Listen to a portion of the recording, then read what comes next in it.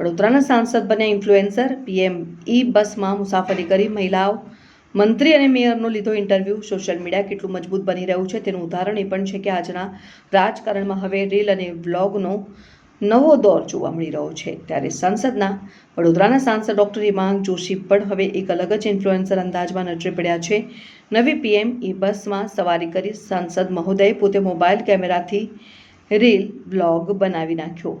શહેરમાં આજથી વધુ 20 નવી સિટી ઈ બસોનું લોકાર્પણ કરવામાં આવ્યું છે. આ ઈ બસની સુવિધાઓ લોકો સુધી પહોંચાડવા સાંસદે પોતે મુસાફરી કરીને બસની અંદર જ મહિલા મંત્રી અને વડોદરાના મેયર સહિત નેતાઓના ઓન કેમેરા ઇન્ટરવ્યૂ પણ લીધા હતા.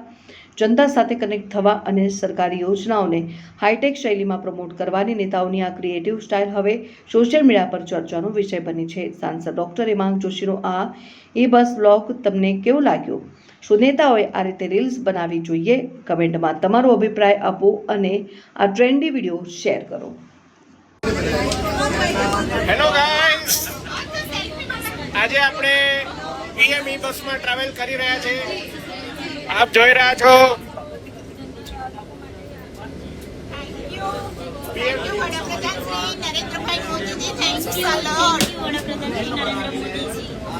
બેન, કેવું લાગે છે ઈ બસમાં ટ્રાવેલ કરીને? આ બસની અંદર આપણા ધારાસભ્ય શ્રી ચૈતન્યભાઈ પણ છે. એમને કહેશું, ચૈતન્યભાઈ, શું વડાપ્રધાનશ્રીને કહેવા માંગશો? વડાપ્રધાનશ્રીને કહેવા માંગીશું કે વર્ષો પછી વડોદરા શહેરમાં વાતાનુકૂળ બસો મળી છે ને એ પણ ઈ બસ મળી છે. એટલે પ્રદૂષણના ધારાધોરણ ઓછા કરવામાં કોર્પોરેશને પહેલ કરી છે. આવતા સમયમાં પબ્લિક પણ આ પહેલ કરે એવું દેખાઈ રહ્યું છે. અને જે પ્રમાણે આજે આ મેન્ટેનન્સ અને ચાર્જિંગનું સ્ટેશન કર્યું છે તૈયાર, એનાથી લગભગ લાગે છે કે એકાદ વર્ષની અંદર વડોદરા શહેરને 200-250 બસ ચાર્જિંગ, મેન્ટેનન્સ ને બધા માટે ચારે ખૂણામાં શહેરના મળી જશે. આપણી સાથે આપણા માનનીય મંત્રીશ્રી છે કે જેમના હસ્તે આ બસોનું લોકાર્પણ થયું છે. માનનીય મંત્રીશ્રીને પૂછવા માંગીશ કે જેઓ આ વડોદરા જિલ્લાના લોકપ્રિય ધારાસભ્ય પણ છે. માનનીય મંત્રીશ્રી, શું કહેશો? આ બસો આજે લોકાર્પણ આપના હસ્તે થયું છે. બિલકુલ, આજે મોટી સંખ્યામાં આજે બસોનું લોકાર્પણ થયું છે. આગળ 30 થી આ 20 એટલે ટોટલ 50 આ બસો જે ટેકનોલોજી યુક્ત છે અને વડોદરાની પબ્લિક માટે છે. ખૂબ ફેર પ્રાઇસની આ બસીસ છે, જેથી કરીને બધા ટ્રાવેલ કરી શકે.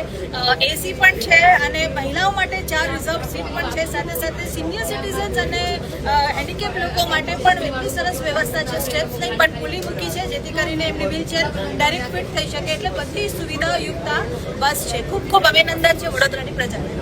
માનનીય મેયરશ્રી પણ આપણી સાથે છે. માનનીય મેયરશ્રી, વડાપ્રધાનશ્રીને શું કહેવા માંગશો?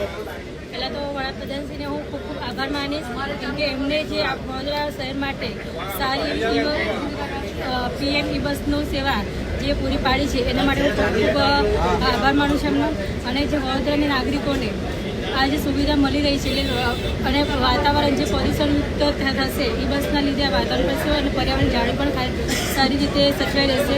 અને લોકોને જે સેવા પૂરી પાડે છે એમાં ઈ બસમાં એસી પણ છે, સીસીટીવી કેમેરા પણ છે અને દિવ્યાંગો માટે પણ સારી એવી વ્યવસ્થા કરવામાં આવી છે. અને લોકોને આરામદાયક અને શાંતિથી ધ્વનિયુક્ત વાતાવરણ લીધે લોકોમાં શાંતિથી આરામદાયક મુસાફરી કરી શકશે. થેન્ક યુ મેયરશ્રી. હવે આપણે માનનીય મ્યુનિસિપલ કમિશનરશ્રીને પૂછીશું.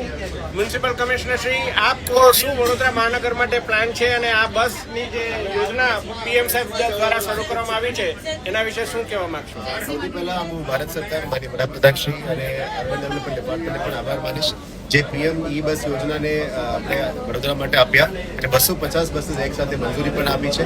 આ વડોદરા શહેરના નાગરિકો માટે બહુ અનુકૂળ રહેશે અને ફક્ત 6 રૂપિયાની ચાર્જિસમાં અમે શરૂ કરી છે અને 2 મહિનામાં લગભગ 30+ લાખનું આપણે ઇન્કમ થઈ છે.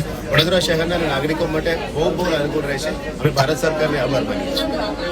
ધન્યવાદ. વડોદરા મહાનગરપાલિકા એ જનતાની સુખાકારી, પબ્લિક ટ્રાન્સપોર્ટ, પબ્લિક એક્સેસિબિલિટી, દિવ્યાંગ એક્સેસિબિલિટી, મહિલા એક્સેસિબિલિટી માટે ઘણા બધા કામ કરી રહી છે. ઘણા ઇનિશિયેટિવ સાથે વડોદરા મહાનગર આગળ આવવાનું છે. આપ સૌ પણ આ બસનો લાભ લેજો. પોતાના પબ્લિક ટ્રાન્સપોર્ટનો ઉપયોગ કરજો. પોતાના વ્હીકલ્સ જરૂર હોય તો જ બહાર લાવજો, બાકી ઘરે રાખીને ઈંધણની બચત કરજો. આપ સૌનો ખૂબ ખૂબ આભાર. ભારત માતા કી જય. આવજો વડોદરા.